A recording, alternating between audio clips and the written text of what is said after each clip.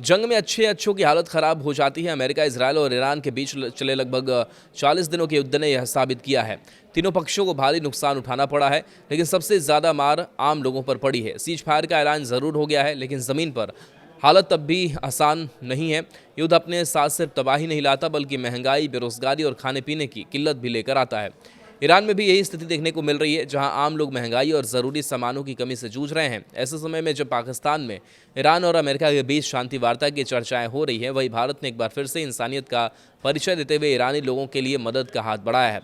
शांति वार्ता भी टूट गई है। इस कारण पाकिस्तान की पूरी दुनिया में भद भिड़ गई है। भारत सरकार अब युद्ध से प्रभावित ईरान समेत कई देशों को चावल भेजने की योजना पर गंभीरता से विचार कर रही है, ताकि वहां के लोगों को राहत मिल सके।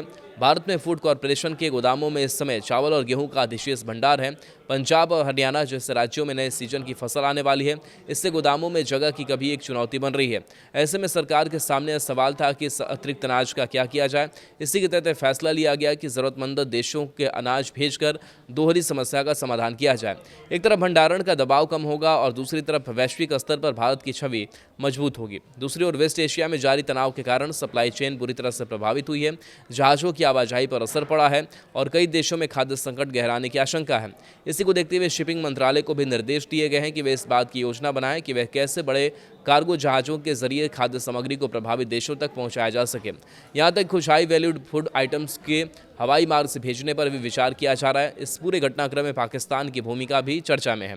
जहां एक और पाकिस्तान शांति वार्ता की मेजबानी में व्यस्त नजर आया और अंत में शांति वार्ता विफल हो गई, वहीं ज़मीनी स्तर पर राहत पहुंचाने में उसकी कोई खास भूमिका सामने नहीं आई है और खबर आ रही है कि यह बातचीत भी विफल रही है। इसके उलट भारत ने सीधे तौर पर मदद की पहल करके यह दिखा दिया है कि संकट के समय सिर्फ बातचीत ही नहीं, बल्कि ठोस कदम भी ज़रूरी होते हैं।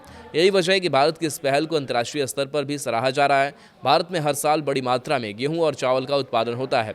इस बार फूड कॉरपोरेशन ऑफ इंडिया के गोदामों में ज़रूरत से ज़्यादा स्टॉक जमा हो गया। नए सीजन की फसल आने से पहले इस स्टॉक को कम करना ज़रूरी है, इसलिए इसे निर्यात या सहायता के रूप में भेजने की योजना बनाई गई है। इस कदम से भारत को दोहरा फायदा मिलेगा।